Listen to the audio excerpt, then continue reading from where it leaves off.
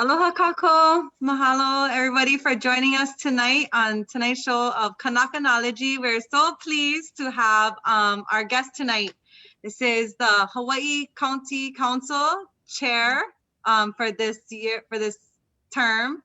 This term or this year? Not too. 2-year term. The 2-year terms. Mahalo.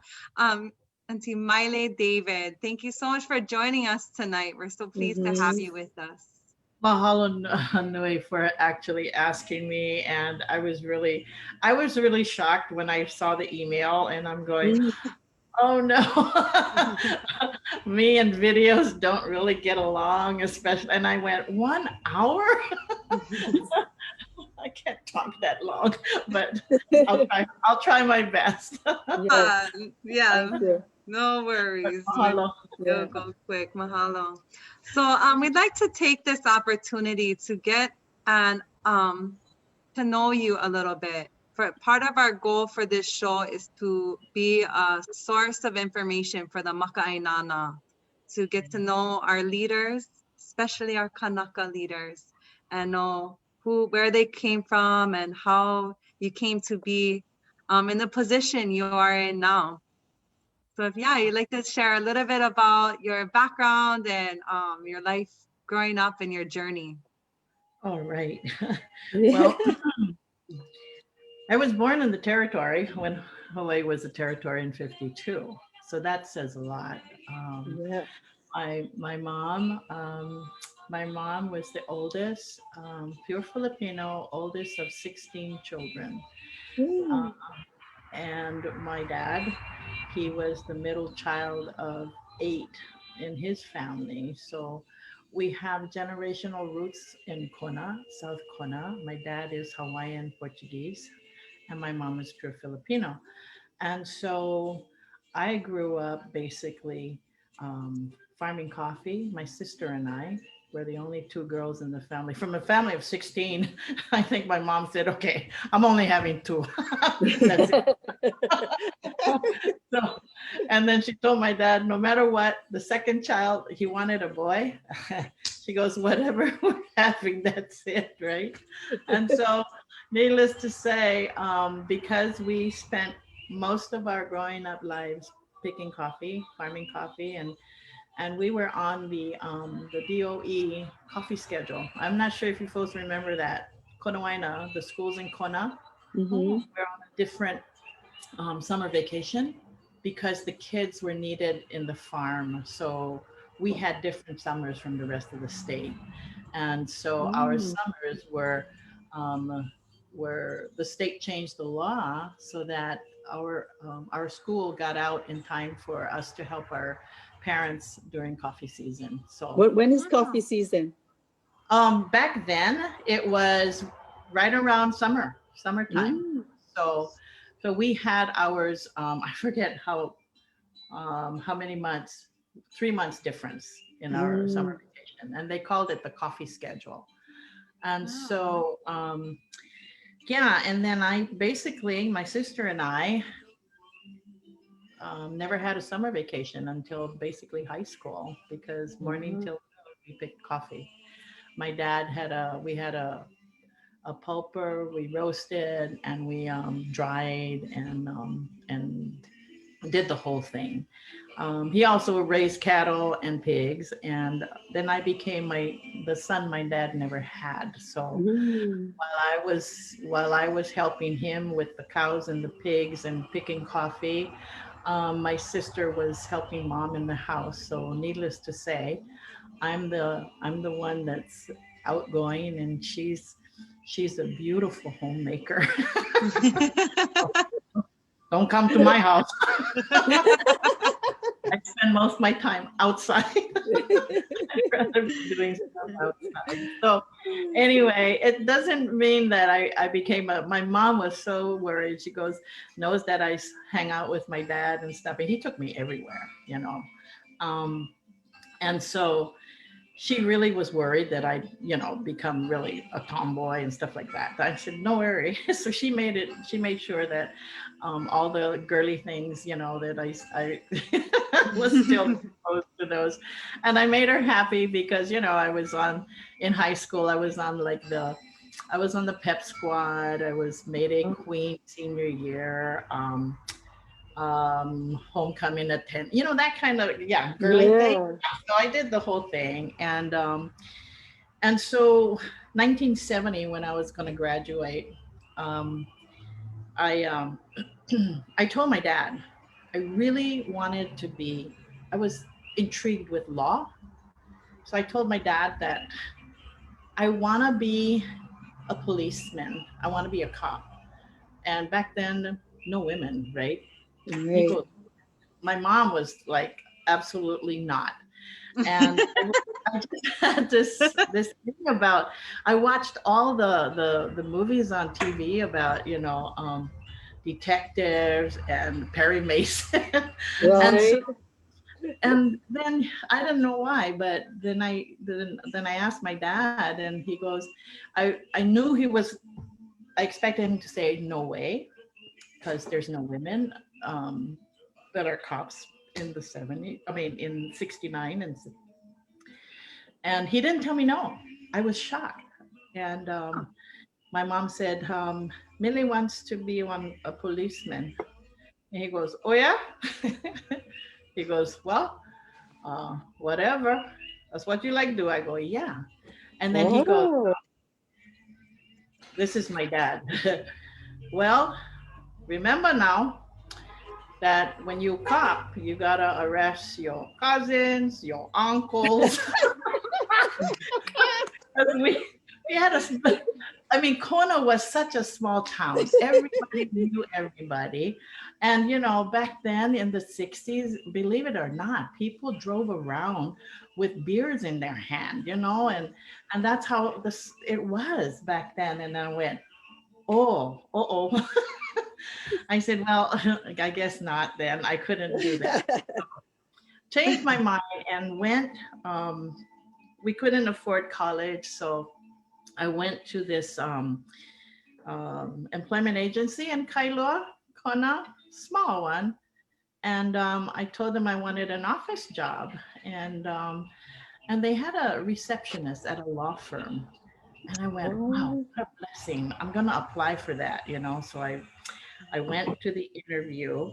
I was like fresh out of high school, and there were like four women in their maybe 50s, one man law firm, but very very not not young. So amazingly, they hired me as their receptionist, and the ladies became like my second mom at work, right? And Wow. we got really close. And then the attorney hired this associate, and they said, well, why don't you be his legal secretary? Total green, didn't know anything. So me and this new associate learned from scratch how to draft documents, how to do the whole court system. And needless to say, after that, that started my career in the legal firm for 30 years. Because after that, Mhm. when I was still there, um, my husband now, who was my high school sweetheart, after 10 years, we got back together, and we moved to he wasn't married, I wasn't married. Go figure, right? Oh. 10 years he went into the army, and I stayed home and was working and never got married. And so when he came back, I moved to Oahu. First time I moved to Oahu and worked for this huge law firm in downtown. And I couldn't handle Oahu. My husband tried to take me all over fishing and stuff like that. Just not the same. There's no fish over here. So after 5 years, we came back home, and then I went to work for this local law firm for 15 years, and that is where I I really believe that my path for where I am today started back then, because it was at that law firm that we were representing all the big developers. And I would ask this mentor attorney friend of mine, how can they do that? I said, look at Kailua. From 1970, in less than 5 or 10 years, they developed the entire Ali'i Drive from Kailua, Yeah. Kona Surf. And I watched that happen. And so all the areas from Kailua to Kona Surf, Keoho, my dad and my uncle folks used to go holo holo, right? Yeah. Gradually, no more the trails, yeah. Um, can't go. So moving further down south. And I just asked the question one day, can they do this? How can they do that? Because people go fishing. And so then and then of course I hooked up with Kalahui Hawaii, the Mm. group, and met Mililani Trask for the first time, and she absolutely was a um, was such a made such an impression on me, and when I say an impression, is all through my high school. I yearned to learn about our Hawaiian history, right? Mhm. So I took Hawaiian history. I signed up for Hawaiian history. And then the class just taught us about the Big Five plantation, and that was Hawaiian history. Go to the library, Hawaiian history, nothing on our kings and queens, nothing, Mhm. absolutely nothing. And until I got involved with Kalahui, Hawaii, and the reason I picked that sovereignty group is because in my legal background, that made so much sense to me that um, we have a nation to nation relationship as Right. opposed to complete separation.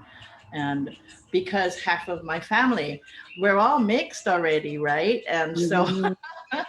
so that nation to nation model is something that I really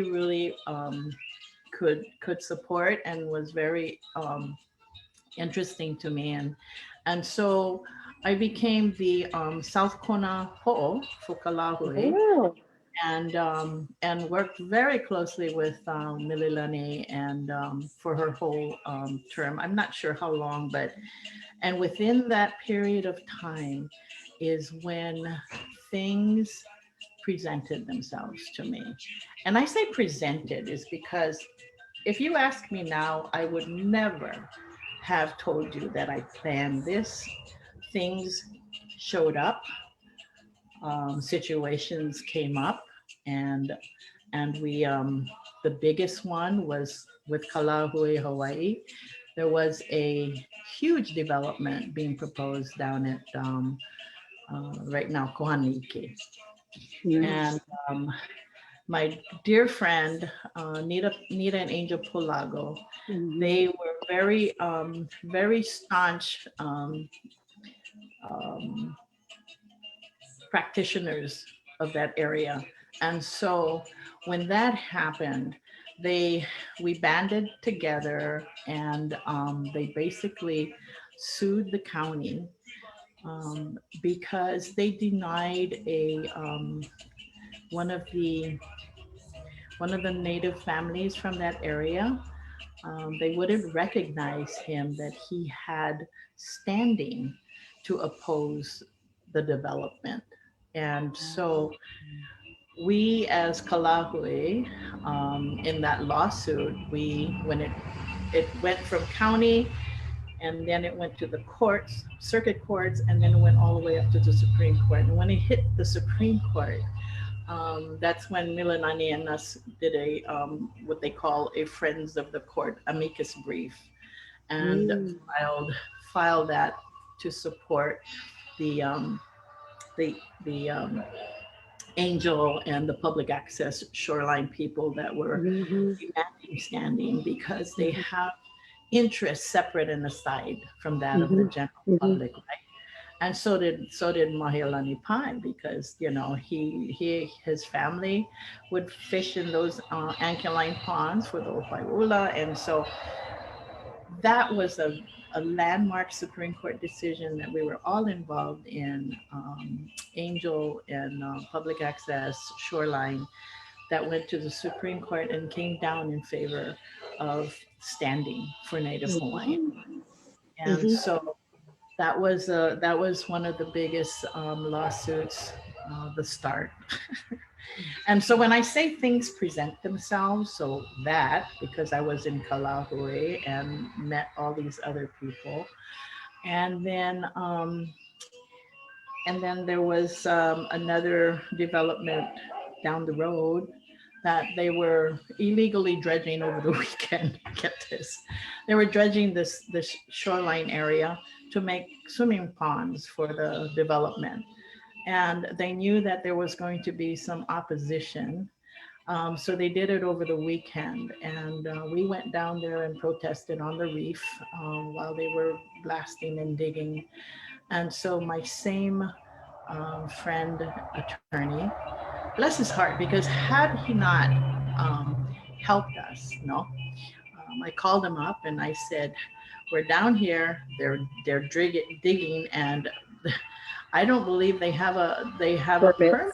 And so he went and checked, and sure enough, they didn't have a permit. And so he filed an injunction, used me, and we went to court Monday morning, and they were told to stop everything. So they never continued because, number one, they were doing it illegally. And they had already damaged one area already, but so that and it's just certain things that happen. Another, and then Go ahead. No, go ahead. and It's your so that hour. Don't worry about it. It's your so hour. that Go was ahead. fun. And I gotta mention my good friend and colleague, because we were from day one when we were doing the Kohaniki, the Pash case with Angel Pelago, is Karen Eoff, and she just spent her last term on the council past December. So she and I worked together all these years in community activism and Native Hawaiian issues. So we go back a long way. And then another time I was working at Legal Aid, and I get this call, and they go, Maile, we need a lineal descendant. I said, for what? And they go, they're going to make the developer is going to build this huge condo. It's right alongside Keakealani Wahine. And I went, what? No way. And they go, yeah. So the hearing is going on, and they're going to make a decision on Friday if nobody gets standing for a contested case hearing. And I'm going, okay. So this was like Wednesday, right? And so I'm calling all around, all my contacts. Are you a lineal descendant for Keakealani Wahine and Alapa'i? And they go, oh yeah, but I cannot, or look, no can. And so I called my cousin, who I know has done our family genealogy. He did the Portuguese side and he did the Hawaiian side. So I called I called Clarence, and I go, cuz, do you know of a lineal descendant for Keakealani Wahine, the Wahine complex down in Honoli'i Drive next to Keolonahihi? And I said, we need something right away, because the Wahine chief, Keakealani and Keakamahana, were the two high priestess chiefesses ever. I mean, I read that and it's like, wow. So they had their own complex. And Wow. and he said, and I have stuff for, I'll send you later. It's very awesome. And so I said, I'm looking, I need one quickly. I'm going to help them, do a contested case request. And so he became silent, and I'm going, brother, Clarence. He goes, Maile. I go, yeah. He goes, you are descendant. I'm going, what? No. He goes, yeah, I'm telling you, you are. I go, no way. He goes, come my house tonight, and I'll show you.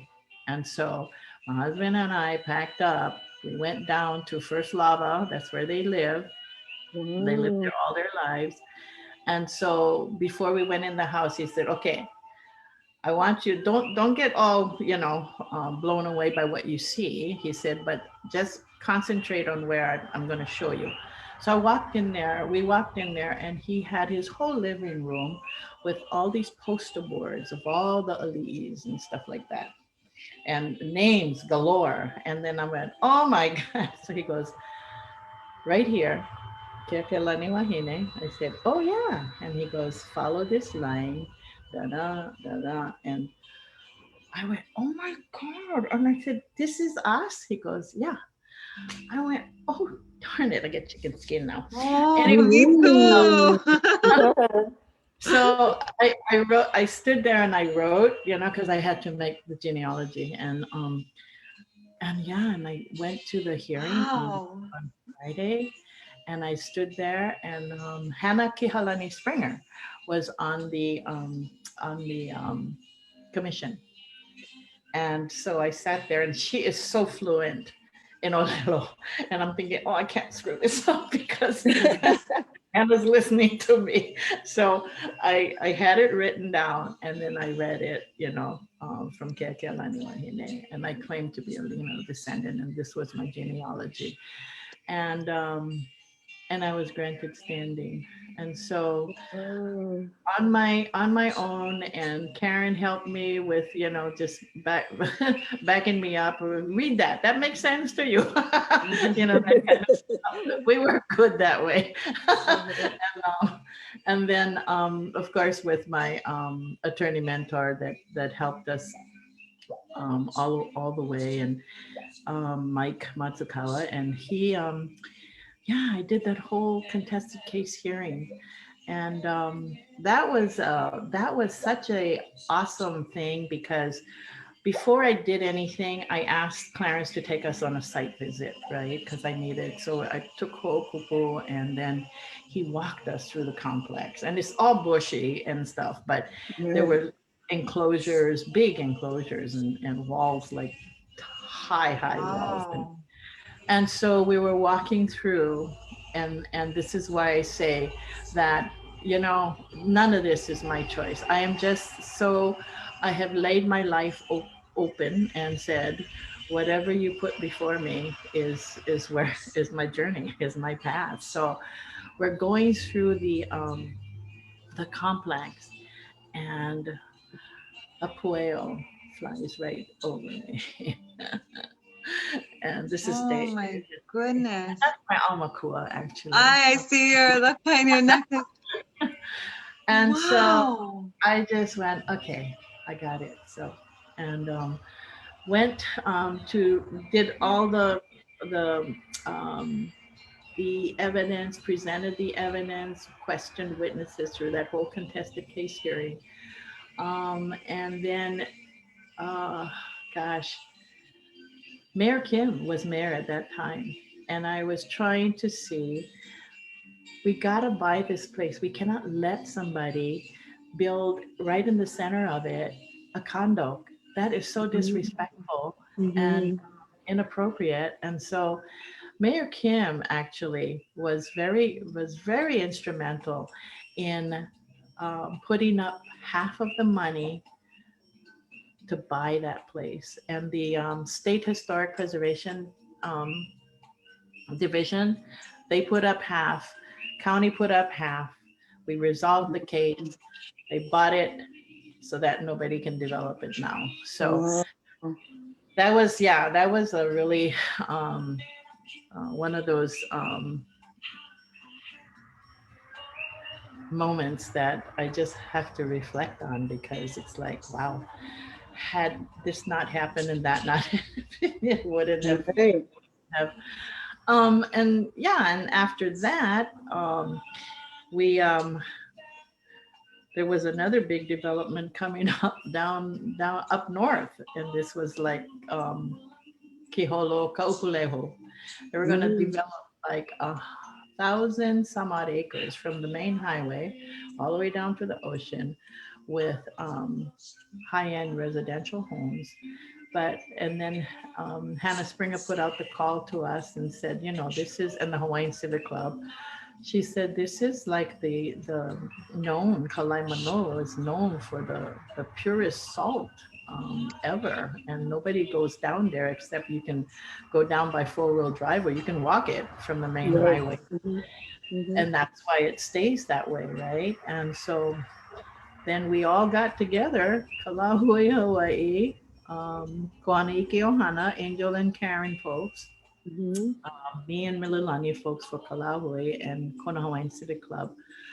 We sued the land use commission for contested case standing, and my attorney friend Mike Matsukala, he represented us pro bono.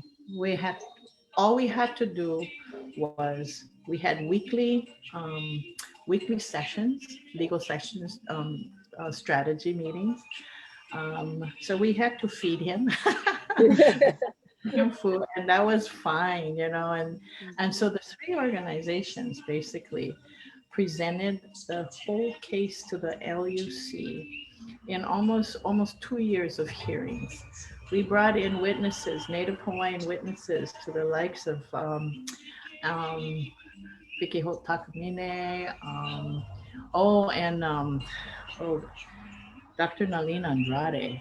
She's at Queens. She's this head of psychiatry, right? Right. She's my schoolmate. She's like 2 years younger than me. I'm just blown away.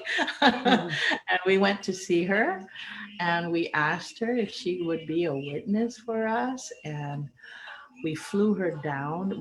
And did such a presentation on how proposed developments, when you delete a tradition for our people, it affects their psyche, because they hurt, so we asked our psychiatrist, Dr. Andrade, and she came and gave an expert testimony on the impacts that on Native Hawaiians when they lose their familiarity to place and familiarity to traditions, and it was powerful. And so we both, you know, the 3 organizations basically were the attorneys. We took turns questioning the witnesses, and on the other side too. And after almost 2 years of hearings, the whole land use commission was very grateful to us, because what they said they had learned, although we lost by 1 vote, but the information that they gained, you know, from all of our expert witnesses and our Native Hawaiian practitioners and that sort, they were thanking us for giving them the opportunity to learn a lot. And so because we lost by 1 vote, we sued them again. We took it up to the Supreme Court, and we won over there. And those 2 cases, the Kapa'akai o Ka'aina, which is that second case, the Supreme Court remanded it back to the LUC and said that before approving any development, impacts to the culture and traditions must be identified and assessed. And what they had been doing in the past was, and these are all already in our laws, and that's what Yeah, was blowing me away. I'm going, yeah. wait, tell my attorney friend, you mean it's in here? How come they're not doing it? He goes, well, nobody's raising the issue. And I'm going, Yeah. and so that was another really huge Supreme Court decision. And not only that, they needed to identify the impacts before they approve it. And what they used to do is they would say, oh, we're going to approve it anyway, and then we'll let the county do that, assess what the impacts. But then when you get down to the county, they will say, land use approved it, so it's okay, and that's so that's how it was, right? Yeah. And so now with that Supreme Court decision, it basically said agencies, you cannot delegate your authority, and that's a big one, because at every level they need to assess the impacts before they move it on or before they give their approval or not. And so with that came the, I think it was Act 50, the cultural impact statement, because that is actually now required when an EIS is triggered.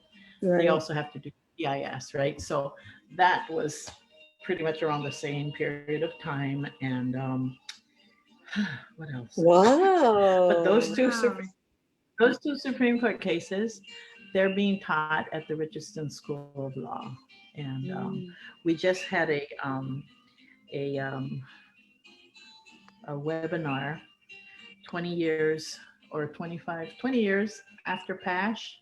And it was really great to hear just hear everything all over again, how far we've come in addressing the rights of Native Hawaiians and government's responsibility to adhere to those laws and stuff. And so, it's not like it's a fix all, because we're still going through it. Yeah. Still doing, yeah.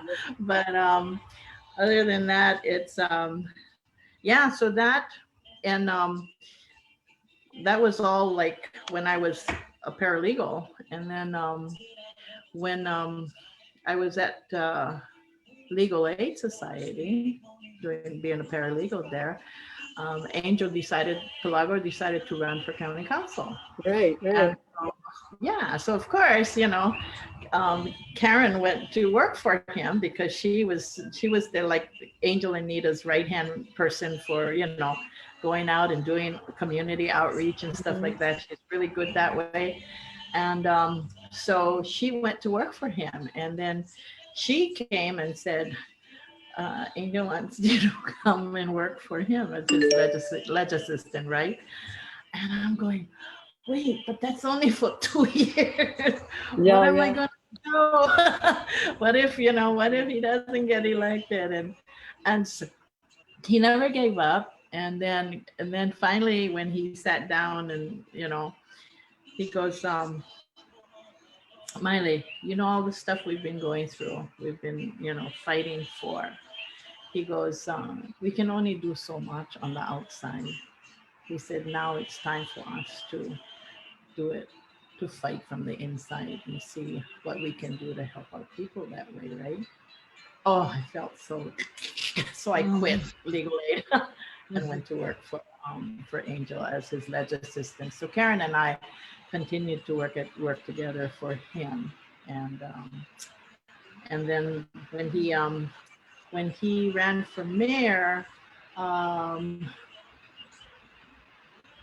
was still in the council, working as a staffer, and then after that, I became deputy county clerk, and then got elected, and here I am. Here you are now. So now that you're in this position, and this is your fourth term? My fourth 2-year term. Your fourth 2-year term. So you've had some time now. Now with your experience, what would you say is the biggest need in our county council processes? Like, what do you see are like some of the glaring issues there? Or what maybe the biggest successes? What is your takeaways from your time in the county council? The time on the council, it's basically legislation, yeah, that has come to the council that has had an impact on the people.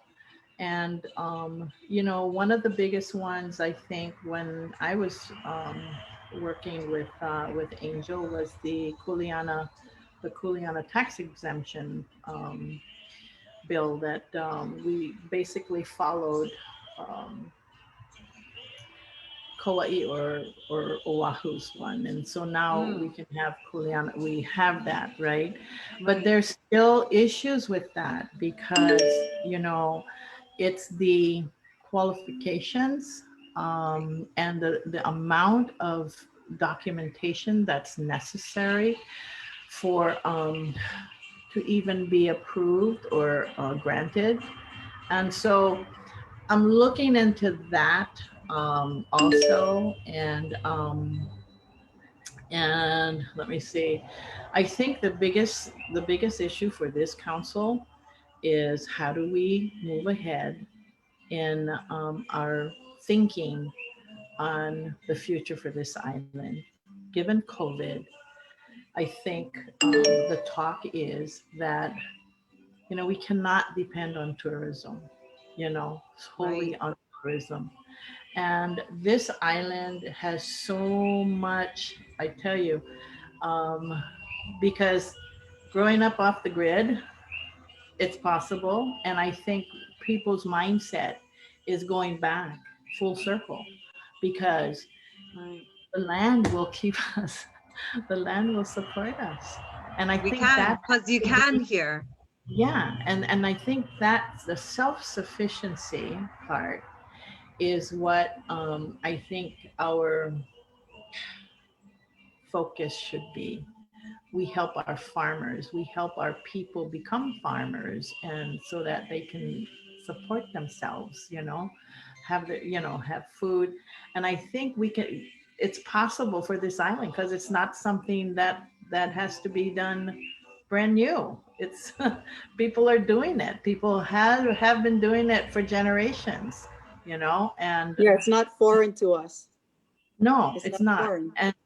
And so I think what's foreign is having to live in a society that is driven by money and by and unfortunately and money and whatever technology it is today, and it was such a simple life back then. We didn't have all these other things to distract us, no?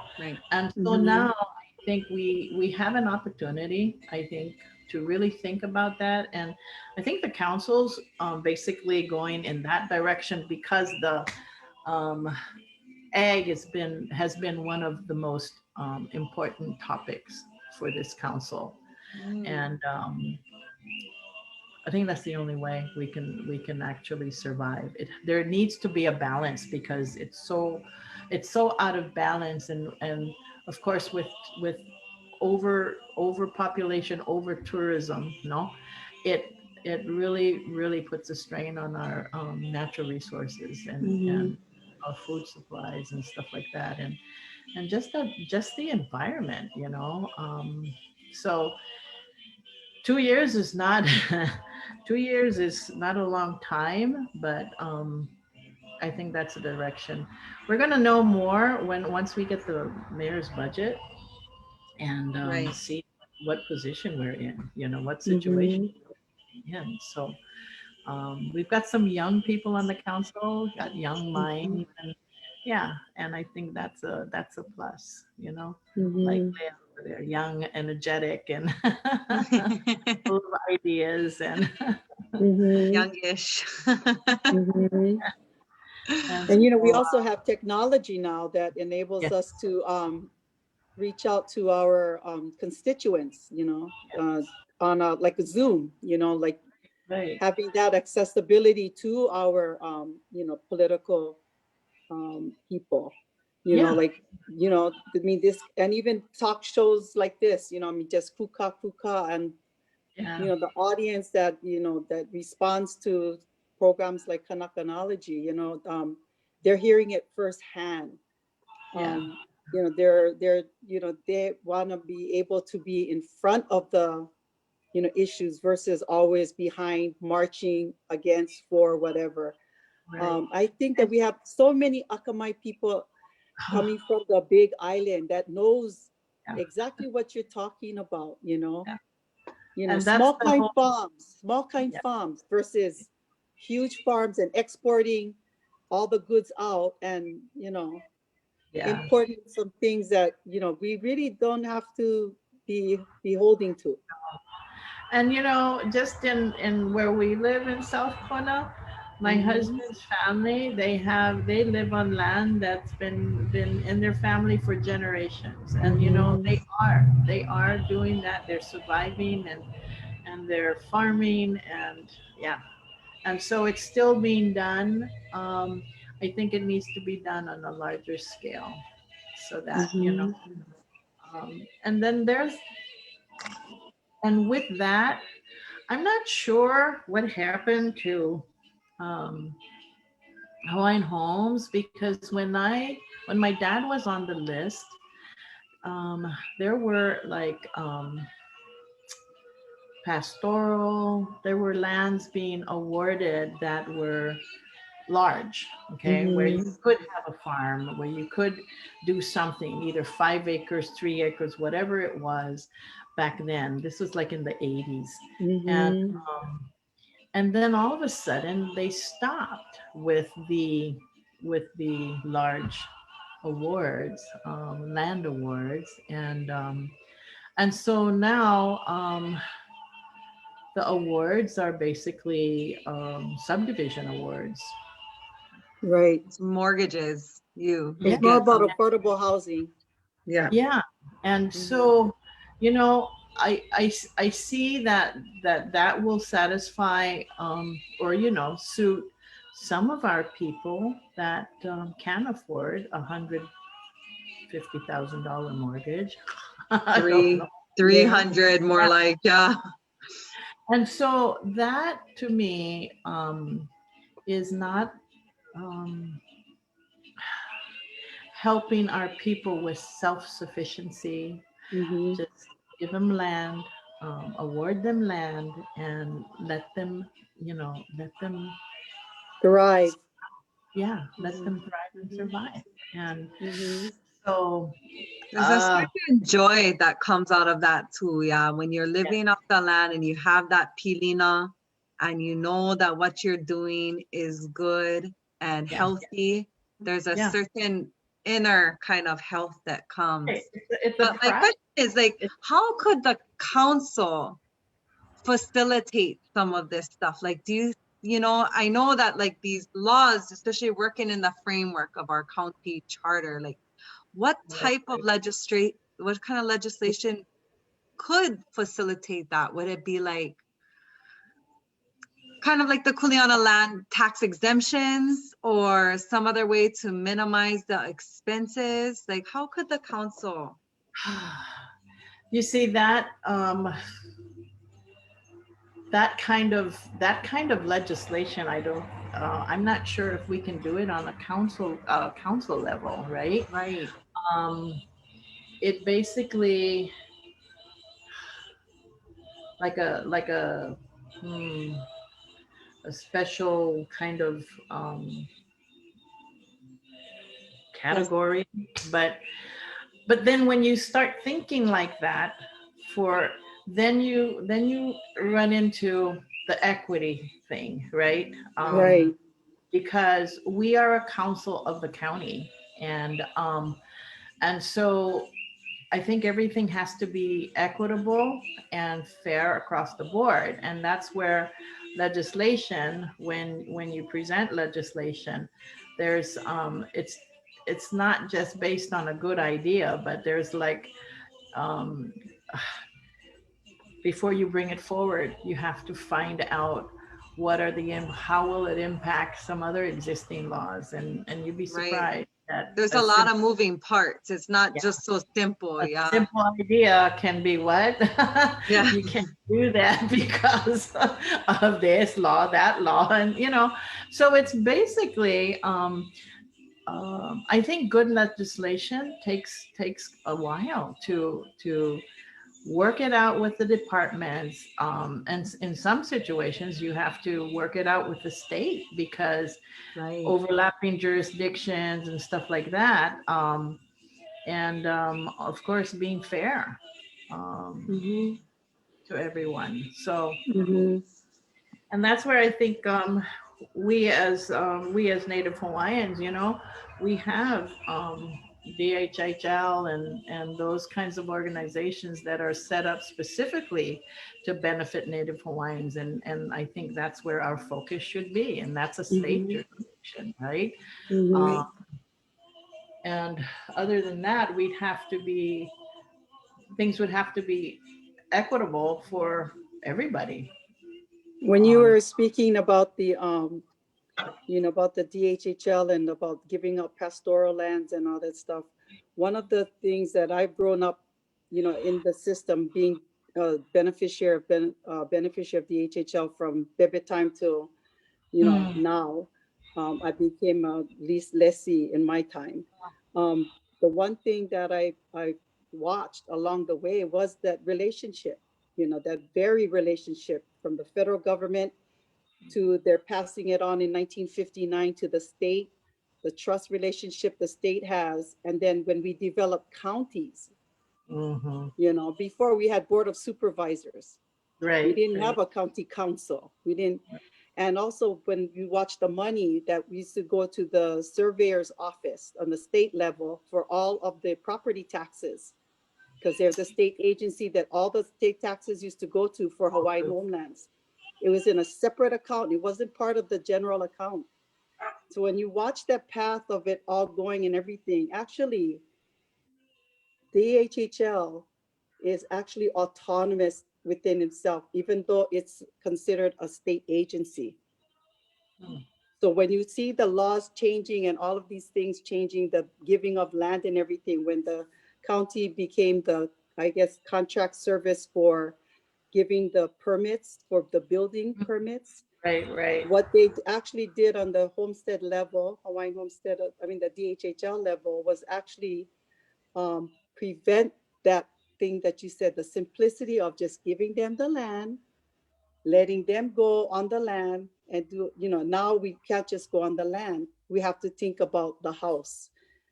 We have to think about all of that other stuff versus all of the Hawaiians before that, before the county was, like they said, okay, we're going to have the county do this Before they were action yes. for us. Yeah, before that all happened, before we didn't need building permits. It was Hawaiian Homes office that was supposed to, check it out and do all of this stuff because they're autonomous. They're an autonomous entity. And Yeah. so, and I feel bad for the county because they've assumed a lot of responsibility that isn't legally theirs. And, and so that's why when we were, speaking about this thing with like you said, legislative action of the DHHL going in for, building a casino, how can we trust that for 100 years now? That program is 100 years. This year, 19, 20, This year. 21, amended. Yeah. And how many, much land they gave out? 10,000 acres out of the 200,000 acres. Oh gosh. That's So, and then what they're doing now is they're building affordable houses under the HUD regulations, which is actually, Lanakila housing or that kind of housing. That's what they're building for Native Hawaiians. Projects. And upgraded mirror right, upgraded Palolo housing. And why? Because that's how they're set up. That's what they're set up right now to actually take care of the Honolulu people. So all of the rules and regulations coming down, especially the new Kona La'iopua, is all being done the same way as they're doing it in Honolulu. So, when I look at the county, like I said, I kind of feel bad for them because like you know, you did bring up about jurisdiction. And Uncle Pat Kahawaiʻolaʻa has always, you know, questioned that, you know, on the county level. How can you send your police in when you have no jurisdiction on Hawaiian homes? I know, and he's Uncle Pat's He's been, sharp, you know. yeah, and he's, you know, he's raised all those questions Mhm. and stuff, and unfortunately, it's like, how do you resolve that? Mhm. I know that you folks are actually by law in charge of, you know, taking care of our parks, our roads, and, you know, stuff like that by law. When you folks, when we, I guess, did this agreement with, so we do everything by memorandum of understanding or agreement. MOAs, And, you yeah. know, but that's what it is, you Hmm. know, so, Yeah. and it's not an easy, you know, thing to fix. And I agree with you that it will take time, but I think that Yeah. it's going to be, I think you that's know. what needs to happen. Mhm. It needs to be fixed on that level first, Mhm. because fixing it up here is not going to do it, you know. Mhm. So, gosh, Yeah. that's a biggie. That's a biggie. And So I know when I wanted to talk about this because I haven't really heard a lot of discussion on the amendments to the charter, the Hawaii County of oh Hawaii yeah, yeah, Charter. yeah, yeah. And I would really appreciate it if, you know, and I didn't see it in the Sunday paper. Hmm. You know, I mean, maybe I missed it. I don't know. I mean, I looked at the paper, you know, when the election was over, and maybe Well, it's me. Was it in the newspaper? we have it on our website, the charter amendments, and then the new charter, the 2020 charter, just came out. Mm-hmm. So we have, or we put forth, the Charter Commission put forth 16 charter amendments. Correct. Basically, the only two that were rejected, and is the terms of the council members, because one of the proposals was taking it back to 4 years. 2 4-year terms, right? Yeah. So that failed. And then the other one was the information technology. They rejected that one because the proposal was that the police and the prosecutor's office would have their own information technology authority, or their own within Like, their department, because they have information that's not really, they're saying it's not the same as any department type, Mm. you know, because they have Yeah. they It's have legal, a confidential lot of legal. stuff. Yeah. So they didn't want, they wanted their own. And for some reason it was rejected. So those were the only two. And let me see. One of them I think was, the authority for the police chief. The police commission and the fire commission now has the authority, To uh, reprimand. yes, discipline. Yeah. So that one passed. No, you the know, one that everybody was concerned about was the expenditure of the public land, the public lands. That the Oh, yeah, amount, the 2%. right, for Yeah, the maintenance fund. the 2%. No, yeah, the there was 2%. That, two. yeah, there The was punk, number the 10 and number 6. Yes. the Under Number 6, public access open space. They approved salaries. the payment for the members that malama the land, because right now they're just, you know, if they're taking care of that property, Mm-hmm. they haven't been able to get people because they're doing it for nothing. So right now I think they approved some payment to the actual nonprofit organizations that have contracts with the county to Okay, now, take care of it. yeah. The reason why a lot of the public people that we spoke to was against touching that money, period, was because the county council, the mayor in the past, from the Mhm. time that it got approved on the charter, when they made the amendment to the charter saying that 2% was going to be for acquisition of land Right. only, has has gone up against a lot of, you know, what can I say? People have been wanting to spend the money, whatever way that they could. They I mean, can. touch that money and just besides acquisition. Now, on top of this particular County of Hawaii charter, it affected, if I'm not mistaken, that the money would be placed under the Director of Finance office. Yeah. I That was think the second one. There was two questions about the public access, open space, natural resources Yes. the fund. one Yeah. was for to pay the nonprofit members out of the fund Correct. for who are taking care of it. So it approved payment to the nonprofit people that are Okay, taking care of the land. But the other one was, let me see, open But that's space. why they have their nonprofit. The other one was the status. finance committee or Not something finance about the committee, management. Director of Finance office. Hmm. Okay, wait. And it could be used according to how they felt that it should. There was this little clause, like I wish I had it in front of me. Yeah, But it affected actually 4 different amendment changes to the charter.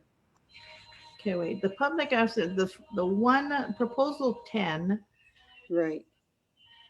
shall be amended to provide full management responsibilities and to expand the purposes. See, and expand the purposes. Which What is the that? fund may be expended. Correct. It says would change the responsibility for administrating the maintenance fund. Oh, I see, because the maintenance fund was being administered by Parks and Recs. And that's why they were having a logjam in trying to get processed, their funds processed for the nonprofits when they needed payment for supplies and equipment. Okay, so Now it's at the finance department. So that's why I'm bringing it back to that whole thing about just acquisition of land. Everybody in this county supported acquisition land only to take this money, 2%, and use it for acquisition of land. Nonprofits would have access, which would mean that they could actually go for grants to take care of the INA, like how they did in Ka'u. So why is it now that you're going to access that 2% to pay salaries and or whatever of nonprofit groups? Okay, this one, one is the maintenance fund. That's a separate fund, the maintenance. And the other one is for purchase. Is the maintenance fund different than the 2%?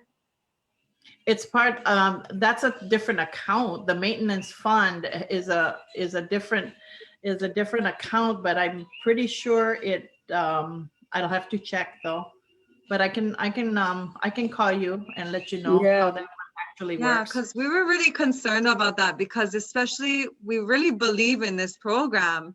Yakumu, the ability for the county to, a lot really similar to plenty of your work, Auntie, throughout the years.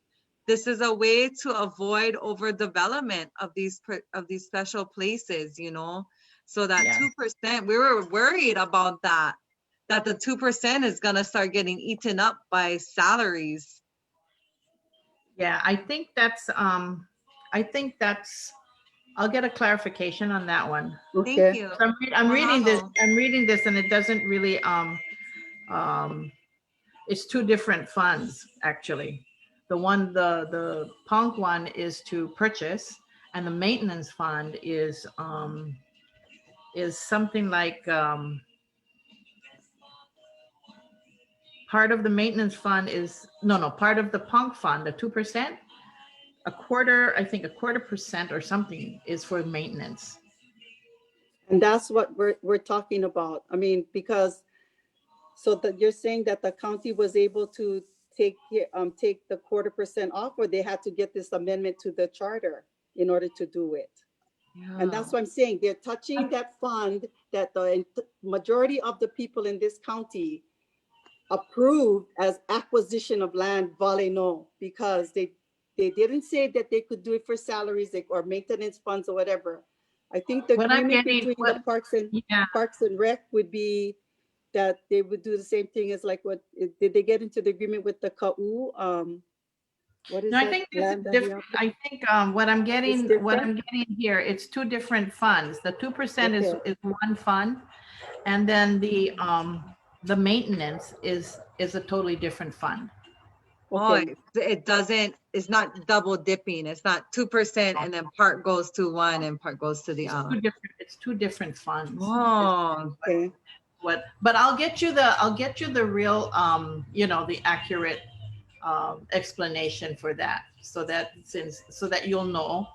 Well, you know, because when you read the one with the the Director of Finance one, right? The finance That one. that little thing at the end of there, which says, you know, it really doesn't to use it for what? How does it read? I'm sorry again. I have it right here. Related for number 10. This proposal would place the management under the fund under the Department of Finance rather than Department of Parks and Rec as it is Right, currently. Yeah. The proposal Okay. clarifies. I'll get you the exact distinction between those two, the maintenance Okay. fund and the explanation. Oh, And okay. yeah, because I know it's two different funds. So, Oh, thank you. That would be helpful. Yeah, but it was we've been also, doing like I said, that for- concern of all the, like county, the county people, that, they were questioning, like, what's going on with the amendments to the charter? And especially when it came to that 2%, because for the past, I don't know many years, at least three years, that's been up for discussion about using that fund for other purposes. And it always got stopped because it specifically said for acquisition of land. Right. So now that they're putting on that. The only way that can change is another charter amendment.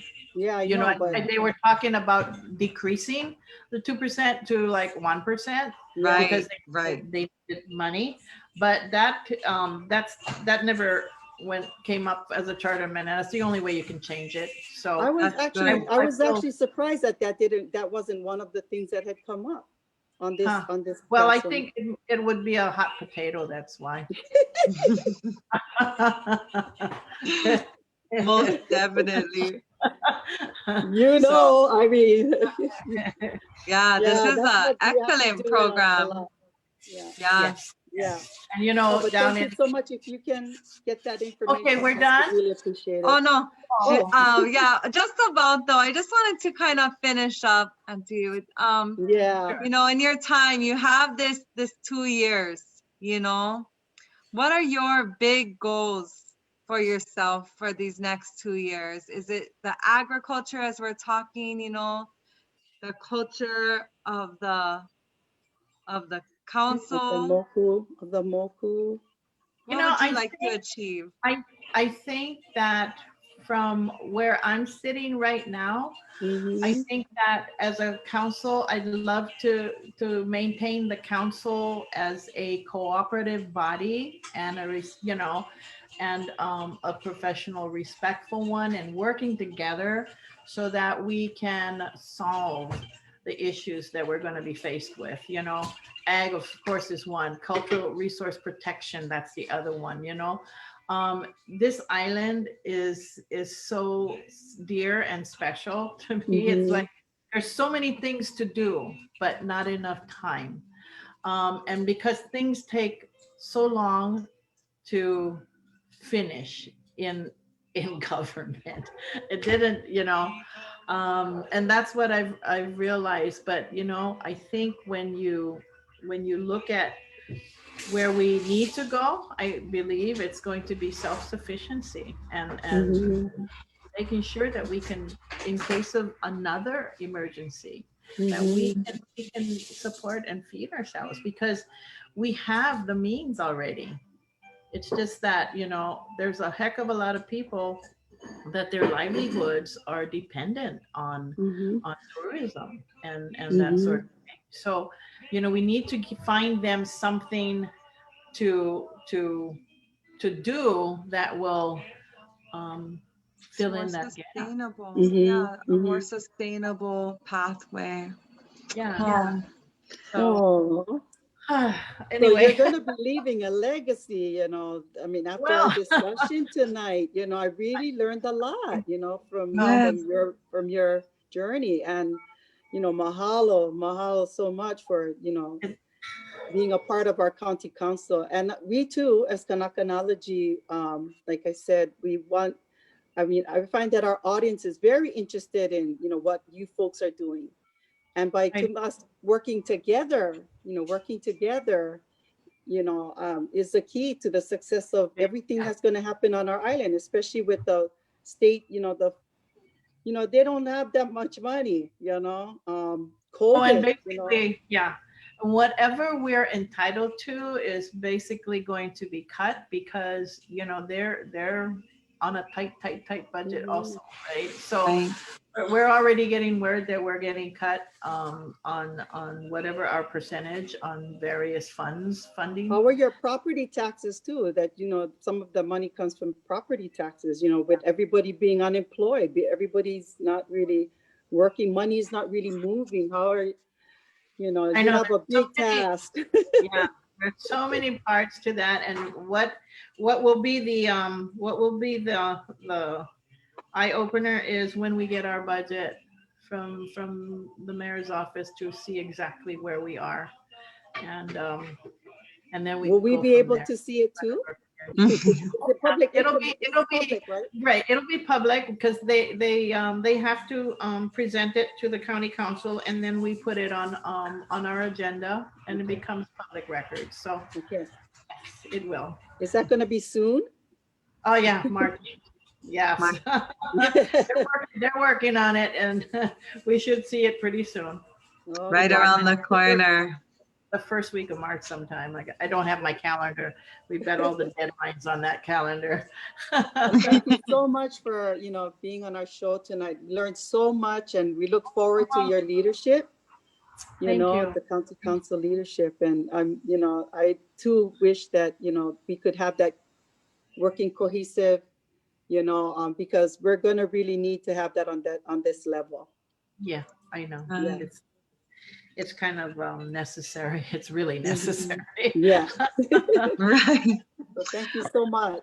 Oh, yes. Thank you so much for joining us tonight. It's really been awesome to learn about your journey. It didn't hurt that much. Yeah. 1 hour.